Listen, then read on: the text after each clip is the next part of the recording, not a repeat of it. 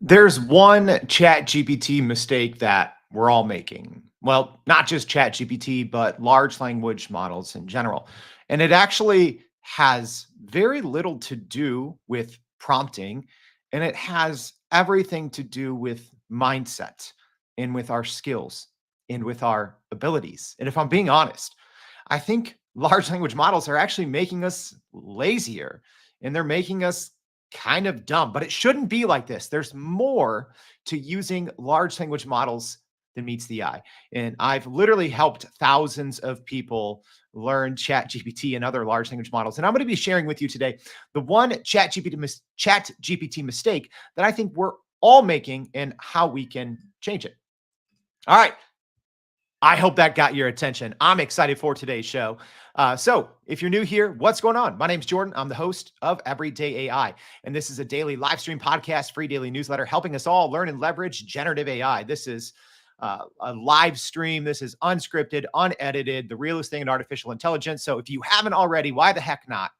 Go to youreverydayai.com, sign up for the free daily newsletter. We'll be recapping today's show and a whole lot more, including bringing you the AI news. So it is our Hot Take Tuesday. On Monday, we bring you what's happening in AI news and why it matters. And on Tuesday, we bring you hot takes. So for our live stream audience, at least, let me know. I could get a little cranky today. Um, should I keep it hot? Should we go kind of soft? Let me know. I already said large language models are making it dumb. So apparently I'm a little spicy. All right. But let's go ahead. And before we get started, let's go over and start as we do every day with going over the AI news. And hey, live stream audience, take a look at your screen there. All right, let's in AI news, a lot going on today, but two powerful new AI video tools have just been launched. So first, there's Dreamflare AI. It's a startup that aims to assist content creators in producing and monetizing short-form AI-generated content.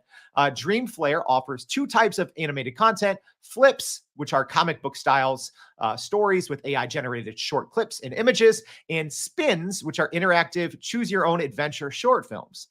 The other new AI tool that just launched is Odyssey, a San Francisco-based startup that just came out of stealth mode with $9 million in seed funding from GV and other investors, which is aiming to revolutionize the film industry with advanced AI technology.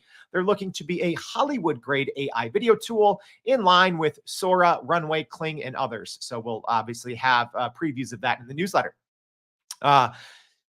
Here's a fun one, y'all. The New York Times may be suing OpenAI, but it is reportedly using the AI tool to help write its headlines. Yeah. All right. So, according to reports, the New York Times has been using OpenAI's technology for headline generation and enforcing its style guide as uncovered in a leaked code repository on GitHub and first reported by The Intercept. So the leak code exposed the Times experimentation with AI tools, including a headline generator and style guide checker. So the Times' alleged use of OpenAI highlights the evolving role of AI in newsroom tasks traditionally carried out by human editors. So this one obviously just goes to that legal battle, right, between the Times and OpenAI, and underscores the significance of the copyright infringement allegations in the context of AI integration into journalism. So, yeah, if this is true, that might really hurt the New York Times case against OpenAI if they're still using its platform. I don't know, when they did request that the technology be destroyed in this lawsuit.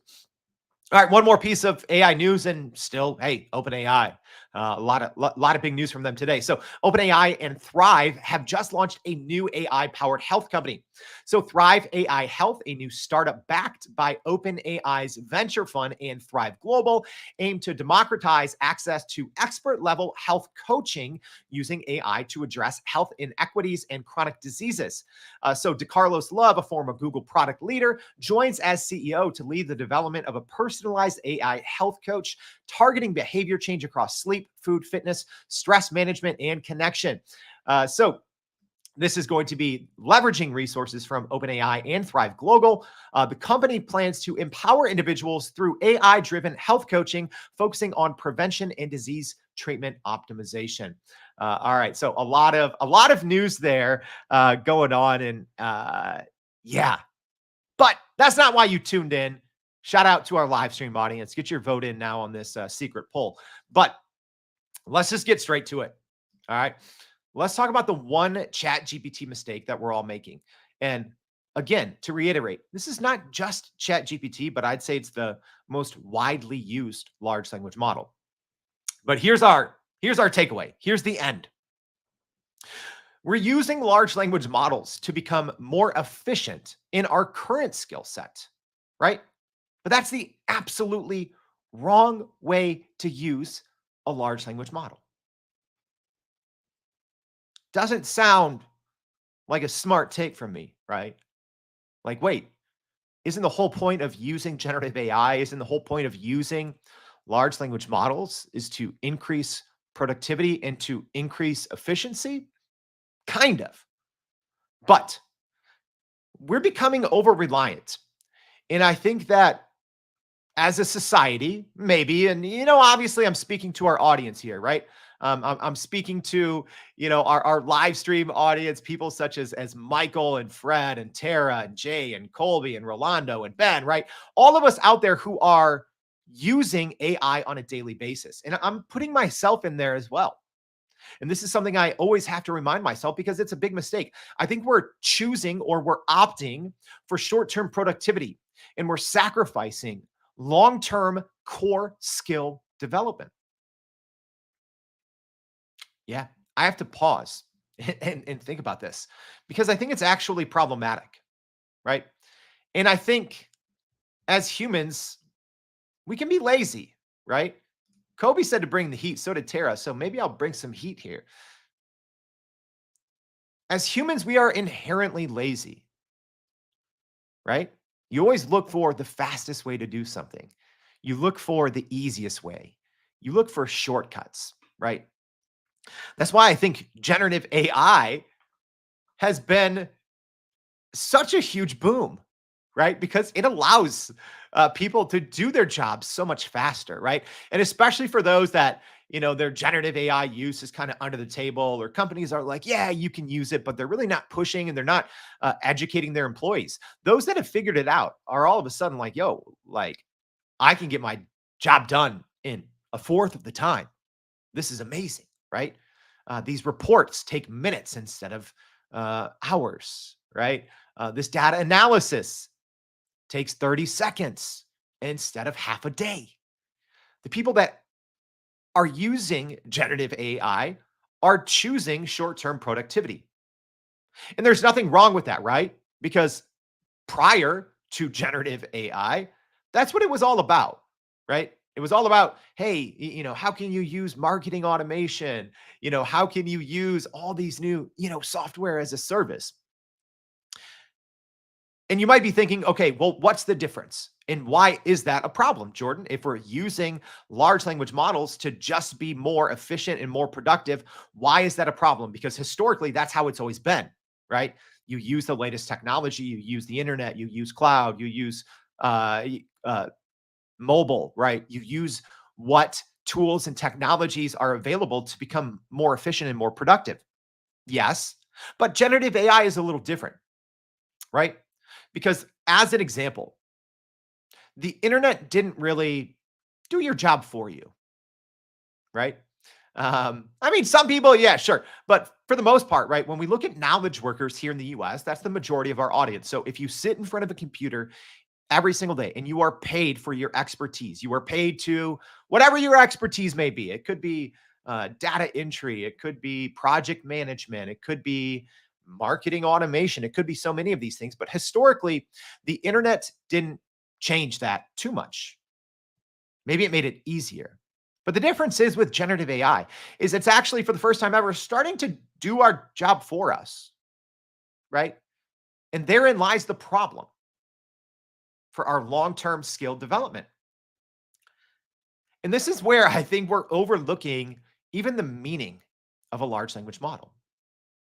They are literally trained in their system prompts to be helpful assistants.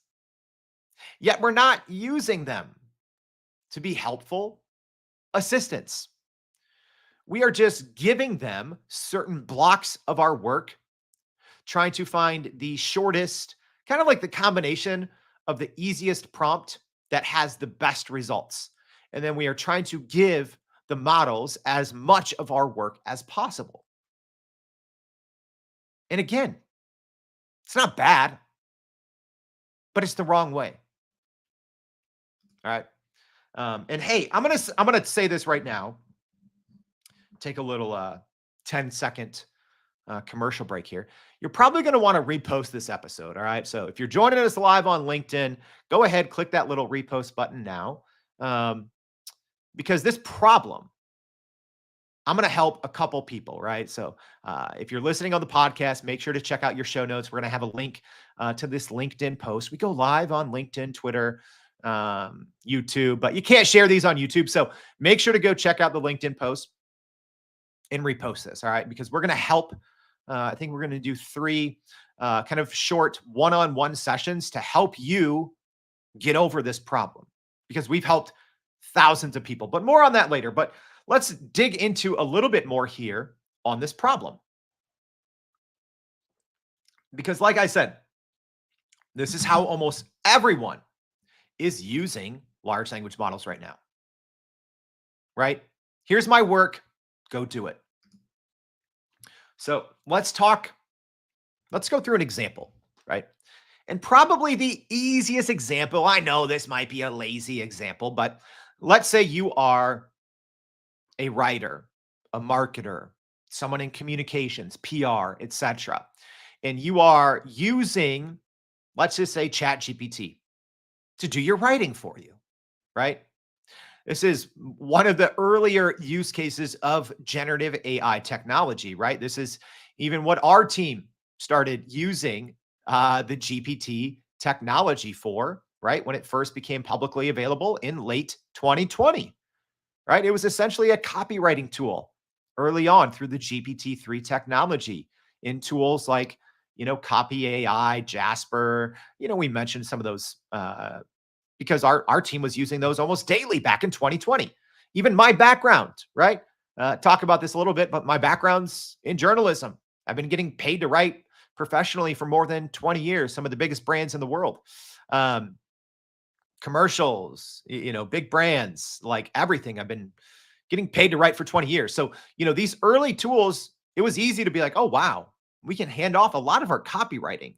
Even some of the earlier tools, I mean, they're looking back at them now, they were absolutely terrible, but they can handle a skill like copywriting. It's something large language models are great at. So let's use that as an example. All right. So let's just say for whatever reason you are a writer, and let's say your current skill set, or maybe, you're a marketer and writing is one of your big jobs.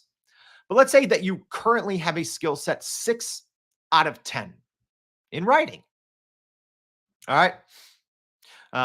Hopefully we're tracking. We're tracking here on this one. So you have a skill set 6 out of 10.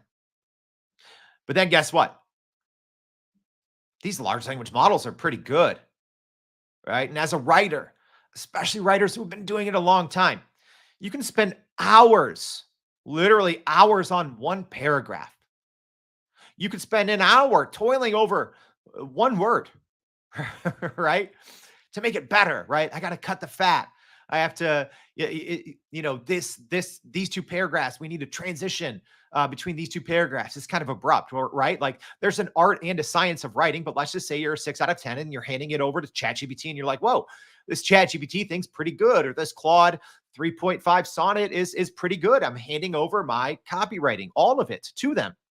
All right.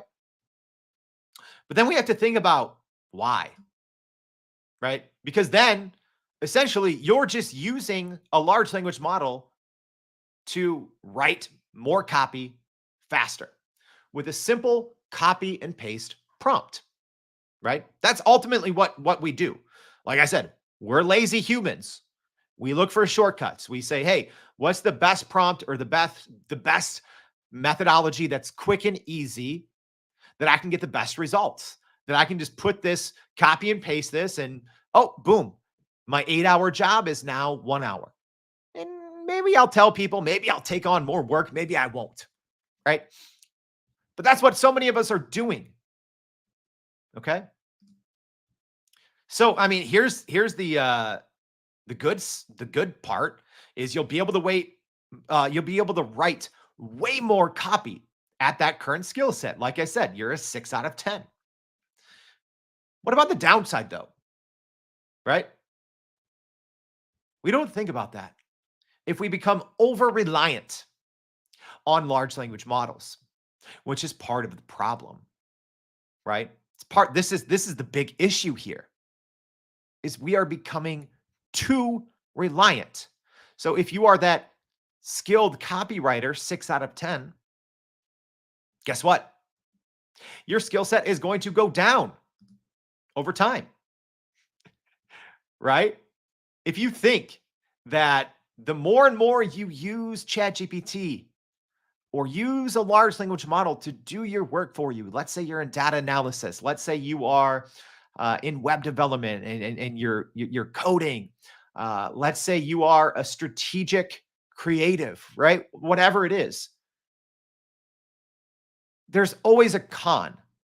If you are using ChatGPT just to do your work, just to replace your skills, a simple copy and paste prompt, your own skill set is going to start to deteriorate.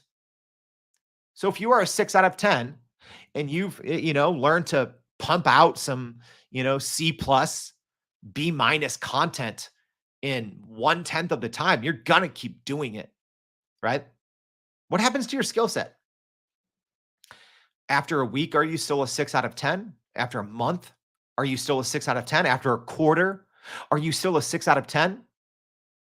Or do you start to lose your skills, right? So many of the high demand skills that we get paid and we get rewarded for being experts, we do so by keeping those skills sharp, right? By practicing them daily, hourly, by the minute. That's what got us in the position where we are today. Whatever your role is, whether you've been there for 2 months or 20 years, there's a good chance that you're there because of your expertise, because you've gone for maybe years, maybe decades. You've gone through these manual steps of building your expertise, becoming a subject matter expert in something. So now we're at this crossroads, right? In this new economy, in this new AI first, AI native economy, where things are different. We're not going to, in the future, I've said this, in the future, we're not going to be rewarded, promoted for what we know. We're not going to be promoted for our current skill set or rewarded. We're going to be rewarded and promoted for how we use that with AI.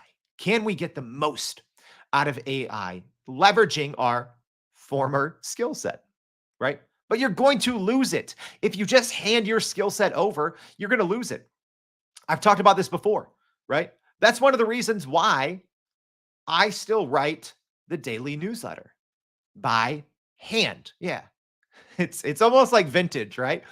I was joking around with a good friend of mine about a month or two ago, and we said, hey, in the future, it might be, let's just say you buy, I don't know, an app on your phone, I think was his example. And he said, there might be a market in the future where, oh, this was made by humans. This was made without code, right? And it's almost like, like vintage or like a throwback, right? Like buying a record, right? But still right now, I write the daily newsletter for our, right? When I'm done here, I'm going to go and write the top takeaways that we got to in this episode. I might answer a couple of the questions that come in from our audience. I might answer that in the newsletter, but I write it, right? Why? Because that's my core skill set. One of my core skill sets is being able to tell stories, being able to write, being able to craft compelling copy. Can ChatGPT do it better than me? Absolutely. But if I just hand off, and do I use it for other aspects? Absolutely, right? But if I hand off one of my core skill sets, if I'm a 6 out of 10, I'm going to start to lose that skill set. So here's what we need to do, y'all. Here's what we need to do. We need to turn ChatGPT into a consultant. All right. And I'm going to walk you through what that means.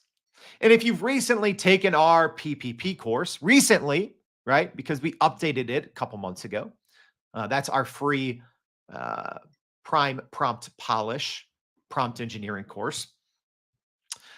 This next part might sound familiar. So if you're on the podcast, make sure to just literally, or anyone, if you want access, probably the easiest way. I mean, you can type in PPP in the chat here. And, if you have taken the course recently, let me know what you think in the comments if you're watching live. The easiest way, if you want to get access, we don't put it on our website. It's kind of secret, it's hidden. Just subscribe to our newsletter, youreverydayai.com. Reply to any of the emails, just put PPP and I'll send you the link. All right. But if you have taken our course, this next part will probably be familiar. So, like I said, we've taught, I have to actually count. We're probably close to 6,000. 6,000 people live. We do this live multiple times a week. I'm going to be doing this in about 3 hours right now. We teach people the basics of prompt engineering. But the biggest thing is turning ChatGPT into a consultant, all right? Because going back to our previous example, if I'm a copywriter that's a 6 out of 10, and if I just am handing my work off, my skills are going to go down, right? I'm sacrificing short-term productivity for long-term skill development. I'm eventually going to be a 5 out of 10 and a 4 out of 10. The more I use AI, right? But, and the other thing too, if I'm a 6 out of 10 and I'm using a simple prompt, right? But think in your own head, whatever you use a large language model for, right? Sales prospecting, research, competitive analysis, like whatever you're using it for. If you're just finding the simplest copy and paste prompt, your skill set's actually going down. Not only that, but your output, or what ChatGPT or a large language model is capable of, is going to be capped as well. It's going to be capped at your current skill set. If you're just doing a simple copy and paste prompt, if you turn ChatGPT or a large language model into a consultant, your skill sets are going to increase. And the output of the model is going to improve. Y'all, it's simple math. It's simple science, but we overlook it because we are lazy humans. And we say, what is the fastest, shortest, easiest way to give my work to this large language model and have it be done? But remember, it's a helpful assistant. So in our Prime Prompt Polish course, we talk about priming and how essentially your output out of a large language model is dependent on the work that you put in, right? In these models, there's a lot of garbage in there, right? When we talk about these ultra jumbo models with trillions of parameters that have just scraped the entirety of the internet, there's a lot of bad information out there. So depending on how you're using it, you might just get not that great outputs, especially if you're just trying to copy and paste prompt your thing. If you're trying to zero shot your way to something usable, if you're trying to few shot your way to business growth, that's not how it works. You have to turn ChatGPT into a consultant.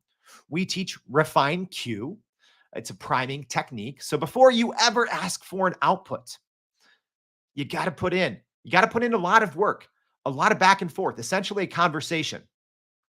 We had this a podcast episode a couple of months ago with Abram from OpenAI, and we talked about this exact concept, right? And how people are getting bad results out of large language models because they're just putting a simple prompt in there and they're not taking the time to essentially train the model or train the response or coach or teach a skill set. That is what we need to do. And when you use the refine Q method, right? So that's assigning a role, giving examples, fetching information, asking for insights, narrating the pain points, explaining the expectations, and ending with questions, right? So that is refine Q. The biggest part is asking questions when you are using a large language model. So if you don't get anything out of this long, winding podcast live stream today, get this. Do not ask for an output when you start a conversation in ChatGPT. Turn it into a consultant, give it all of the information it needs, and then tell it to poke holes, right? That is what Refine Q is. You do not want an output. You want to turn ChatGPT into a consultant because, again, not only is that going to make your output exponentially better, whatever you're doing, and then you will be able to reuse it and scale it, but you as a human will get smarter. It's problematic. AI is so good, it's problematic. We're handing everything over to AI, but it can make us dumb. This is, I think, the single biggest problem of large language models is we're not using them the right way, right?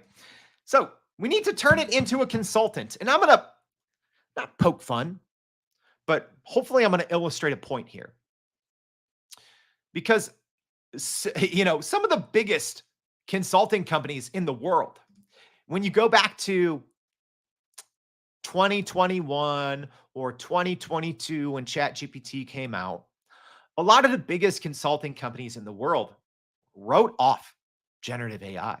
They wrote off large language models. They said this isn't a threat. They literally go back and read it. We have receipts all day, right? Uh, they literally advise their clients do not use AI. This is not a technology you should be using, right? I poked fun of them, a year and a half ago on the show when even still, right, in early 2023, companies were like, some of the largest consulting companies in the world were like, nah, this large language model thing, don't worry about it. Don't think about it. Why?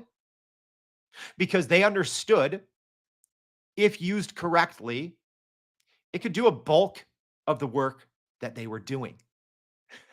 Yeah, there's kind of some early articles floating around, when people finally understood the basics of prompt engineering, right? Oh, I have to work with the model a little bit and I can turn it into a consultant and it's going to make me better. People started saying, oh, large language models are like having a consultant in your pocket, right? Yeah, and eventually these big consulting companies realize, oh, we're losing a bunch of clients, and the public consulting companies were like, oh, our forecasts aren't going very well.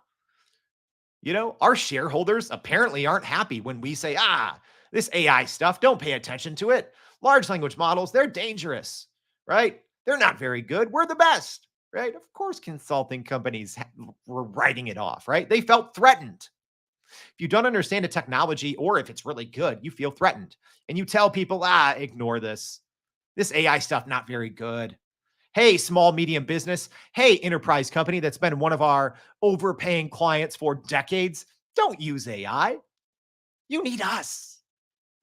ChatGPT, this thing is large language models. They're just for blog posts. No, they're not. Absolutely not. Large language models, when used correctly, outperform the smartest humans, period, in narrow tasks.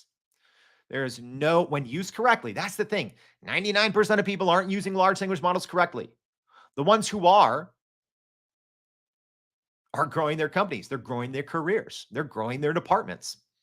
But eventually, these consulting companies, they couldn't run from it anymore, right? And they realized, oh yeah, these large language models, if you do a little more than just asking for a simple prompt, they're actually really good.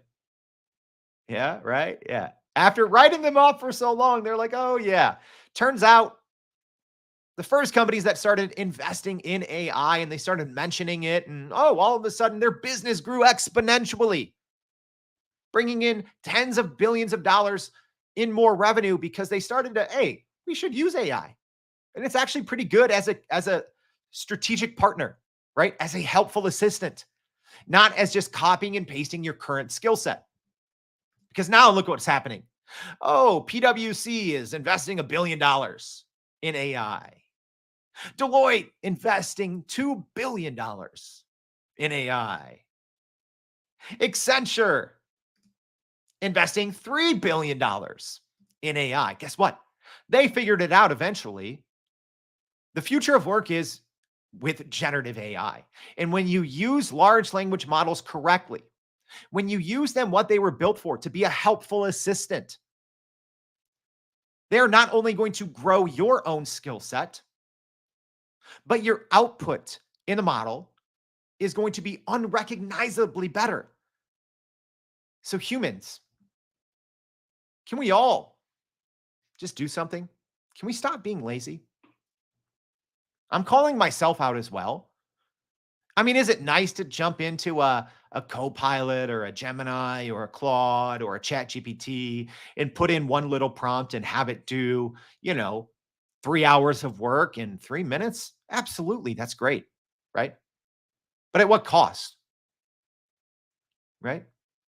Especially if you are using it consistently for that one skill set that is your expertise. And I want to clear this up. I'm not telling you, right? I gave the example of myself. Yeah, I write the newsletter because that part for me is important. Writing and clear communication is important because prompting large language models requires clear written communication. So that part's important. All right. So I'm not trying to dissuade you from using large language models to do your work. It's the exact opposite. You should be doing it, but do not do it in a copy and paste fashion. Do not do it in a lazy fashion. Do not do it, put in a 6 out of 10 effort, the easiest copy and paste, and just ask for an output because you are missing out on the most powerful aspect of large language models, which is it will help you be better, right? When you tell ChatGPT or Claude or Gemini to be a consultant, when you go through, as an example, our refined Q process, it makes you think. All of a sudden, if you do this correctly, you have a seasoned consultant at PwC on the other side. You have a seasoned strategist at Accenture on the other side. You have a wise Deloitte leader on the other side asking you questions, poking and prodding, forcing you to do more research. That's the key. It's saving you time, making you smarter, and improving your output all at the same time if you do it correctly. So don't just use ChatGPT to do your work. Use it in other large language models to make your work better, to make you smarter, to make you the AI leader in your department, in your organization, in your company. Use it the right way. Don't make the same mistake that everyone else is using or that everyone else is making, right? Use large language models the way that they were built to be used, to make you smarter and to make your work better and to save you time. All right. I hope that was helpful. A little bit of a hot take Tuesday. We got a little bit spicy, right? But for our live stream audience, appreciate you tuning in as well. Podcast audience, hey, I told you, go check out the show notes. Come back to this LinkedIn, click repost. So we're going to be doing 3 consults that we generally charge hundreds of dollars for. And we're going to work with you one-on-one to help you avoid making these mistakes. Whatever your large language model of choice is, we can help you get better at it. We can help you work through problems, right? So whether it's your prompting technique, how to bring in more accurate, up-to-date information, how to, maybe as an example, you're using Claude and you're like, oh, wow, I've heard about this new feature, but I don't know how to use it. Whatever your large language model question is, we can help you. All right. And yes, companies or individuals generally pay us hundreds or thousands or tens of thousands of dollars, right, for some of our time. So we spend a lot of time here at Everyday AI to bring you high quality information. So we just ask if this was helpful, click that repost button. Takes you 4 to 5 seconds. All right. And we spend 4 to 5 hours sometimes on shows like today's. So anyone that reposts this on LinkedIn, you will be entered into a drawing where we're going to be giving away 3 quick one-on-one consults to get more out of large language models. So I hope that's you. Takes a couple seconds. So if you're on the podcast, please, super simple. The link is going to be in the show notes so you can go to this exact episode. Click that repost button and you will be entered to win. So I hope this was helpful. Hey, and live stream audience, let me go back here. Sorry, we got a lot of flashing going on, but tomorrow you're deciding what's on the plate. So let me know. Thank you for tuning in. Hope to see you back tomorrow and every day for more everyday AI. Thanks, y'all.